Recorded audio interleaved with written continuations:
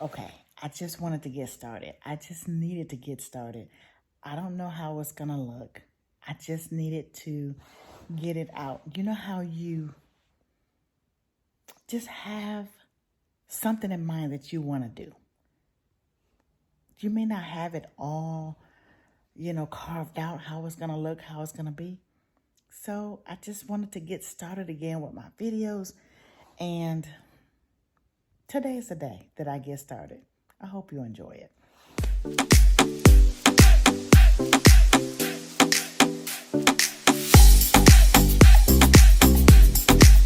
Hello, hello, hello. This is Kimberly Darshell with Kim's Couch. Yes, Kim's Couch. So you remember the last time that I did a video, I was like, am I gonna stick with KDG Inspires? Am I gonna say, this is Kimberly Darshell with Kimberly Darshell? That kind of didn't sound right. And there was one day I was in a shower deliberating with myself and with God. And the name Kim's Couch came back up.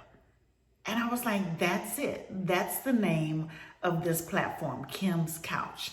So for those of you who know me, I started a blog probably 10 years ago. And the name of the blog was called Kim's Couch. Kim's Couch, why you ask? Well, because all the conversation happens on the couch, right? Like, conversation does happen when you go to the therapist. The conversation happens on the couch when you're talking to your friends. Conversation is happening on the couch. I mean, even if you're not face to face and you're on the phone, a lot of times you're on the couch just talking about everything. And so I thought, you know what? That's what I'm going to stick with. I'm going to stick with what I've already had, And then also, isn't it something how God will give you a thought? He'll give you an idea, and you can start the idea when he give it to you. But then sometimes that idea is for a later time. And so although I did my blog, because it was a blog, Kim's Couch, although I did that 10 years ago, and I think I probably did it for a few years, like it was so good. It really was. I really, truly enjoyed it. Like every day, it was Monday through Friday. It was me just encouraging, because that's what I like to do. And so you're probably wondering, well, if you like doing it, why stop? I don't know. Stuff happens all the time. Well, I think I do know. I think I was listening to the wrong okay, I'm not going to say I think. I was listening to the wrong voices, and I wasn't following I could say follow my heart, but then, the Bible tells us that the heart is deceitful.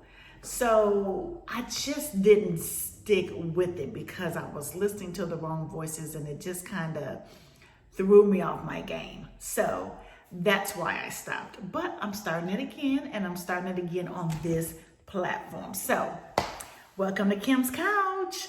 So today, I want to talk to you about, I think I want to call it identity, or I want to say, do you know how special you are? Do you know how phenomenal you are? Do you know how beautiful and handsome you are? Do you know how great you are? I mean, you really are all that and a bag of chips. You're actually more than that, right? The scripture I want to share today is found in Psalm 139. And really, I would say to you to read the whole scripture. Read the whole chapter, because the whole chapter is so, so good. And it just talks about how unique you are. But the verse that I want to showcase is 139 verse 14. And I'm reading from the New Living Translation. And that scripture says, "Thank you for making me so wonderfully complex. Your workmanship is marvelous. How well I know it. The King James Version says that I am fearfully and wonderfully made, right? And so you are, I am, we are. We are wonderfully made. Like God didn't make a mistake how he created you, how he created me. And I think that one of the worst things that you could experience or possibly experience, or maybe not you, but I'll say me, is not being able to be who you are, not being able to be who God has created you to be, or, having to shrink, having to dim your light, just not shining as bright as you were created to shine. And no fault of your own. I'm just saying that sometimes just the pressures of life, sometimes, being a people pleaser, there's so many reasons why we are not our unique and authentic selves. And so, for me, I know my reasons, but you would have to think about that yourself and say, in different scenarios, why am I like this? Or why am I not being me? Because really, the moment that you're not, something in you is like, this ain't right. This don't feel right. Have you ever had a situation and it was like, this don't feel right. This don't feel like me. This don't look like me. This don't, that's because it's not. That's because somewhere you're not being you. You're not being real. You're not being true to you. And, I used to say all the time, what a slap in God's face it is when we're not being who God has called us to be, when we're not being our unique selves. Like, if you're silly, be silly. If you're serious, be serious. Like, don't change who you are because of another person. There is a path for all of us.